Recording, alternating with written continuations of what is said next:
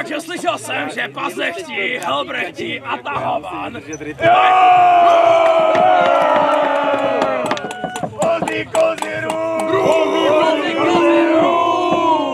mají v plánu spojit pokrevně své bratrstvo, sesterstvo a všechny další sračky, na kterých se všichni moc zvědaví. Takže a Kubicu. Takže to uděláme následovně.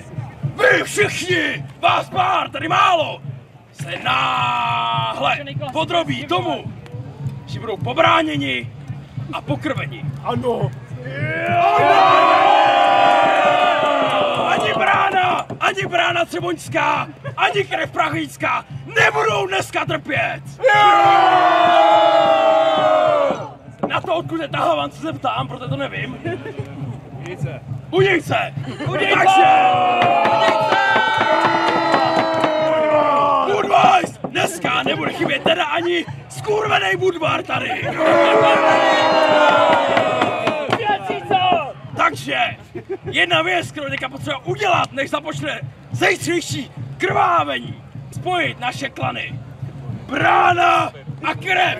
Dozajista! Vždycky! Bránu a krev!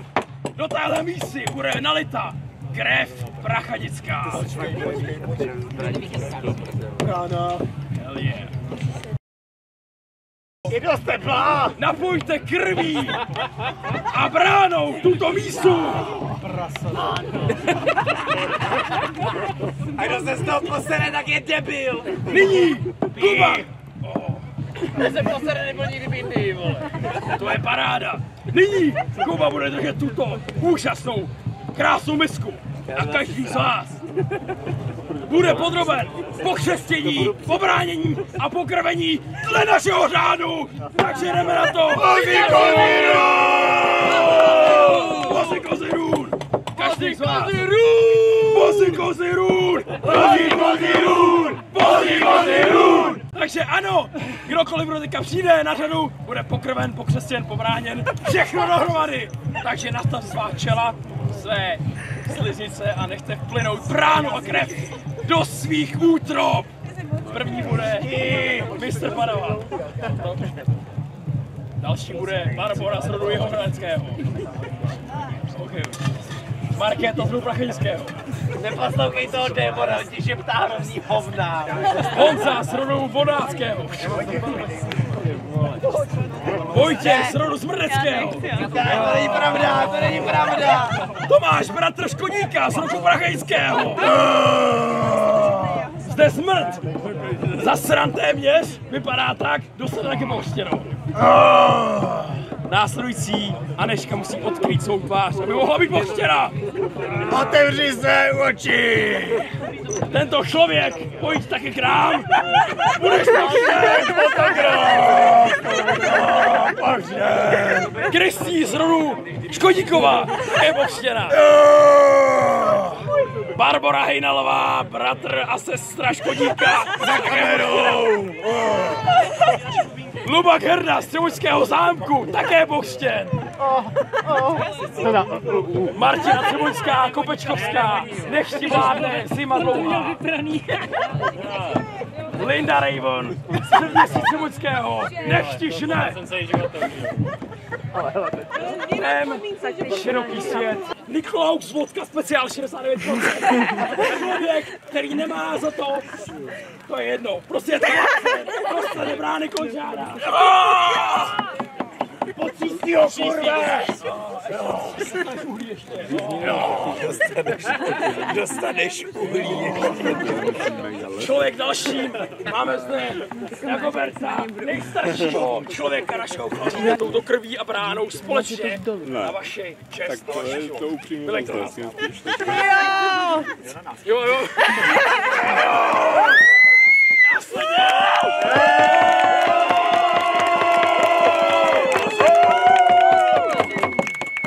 A teď přestoupí nejstarší, nejvzdělanější a kurva nejlepší Dagobert starší. Je to vaše! Válečníci a válečnice, sešli jsme se dnes na tomto místě kvůli důležité věci. Přišli jsme zde. Velký, mocní paznechti. Na naší pomoc po velké boji o sjednocení přišli na naše povolání Helbrechti! A po dlouhém sjednocování a dlouhém jednání přišli i sakra! Jsem moc starý, abych se mal Tahavan!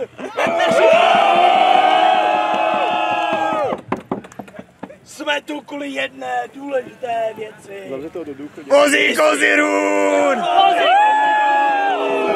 Možná jako Jobík i ten Esgaroth. Říkávali.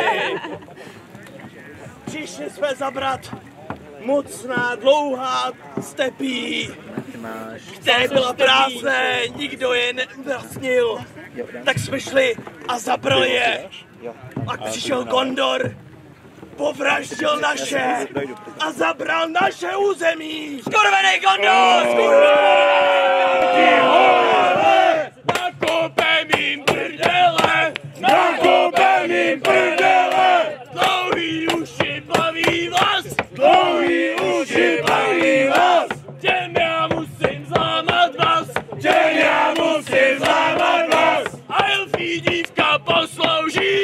Elfí dívka poslouží! V noci jako podloží! V noci jako podloží! A sekery a kladiva! Sekery a kladiva! Sežerem je zaživa! Sežerem je zaživa! Pálit naši trancovat! Pálit naši trancovat! Na mrtvolách obcovat! Na mrtvolách obcovat! Hraničáři ze západu, který musí jít k tomu kůlu.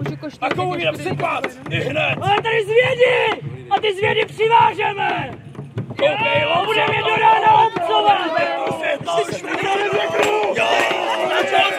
Převeďte ho! Přivažte ho, zvěda!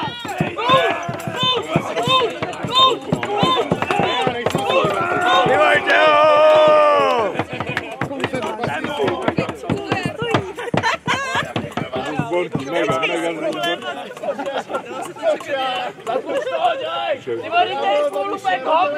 Dostává se tady k soudu!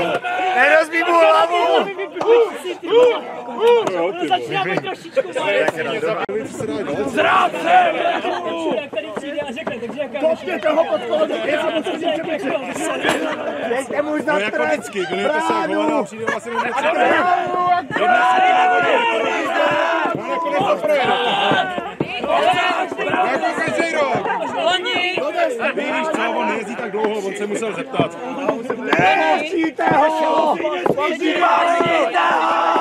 Nakopali jsme vám prd.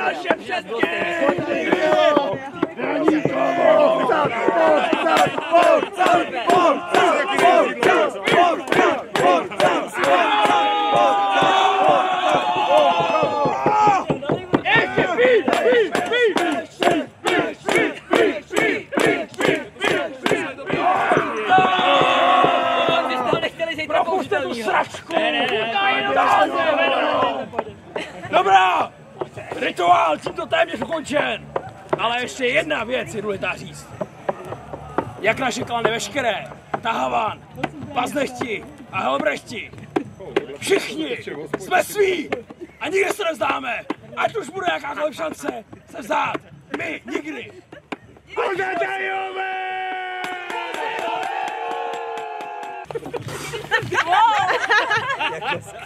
Vážení přátelé, jak řekl tady tento člověk, tento bratr v krvi, tento bratr v dyku, koukněte na něj, je dlouhý a visí. Stalo se něco, co ani sám Bůh nedokáže odsoudit. Avšak já mám úmysly čisté a dne 25.5.2025 jsem požádal svou přítelkyni Volku.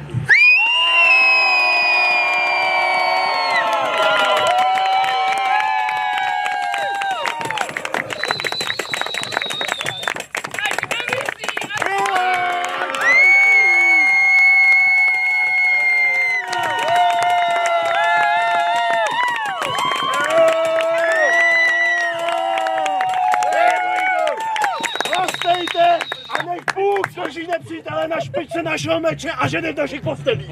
Pálí!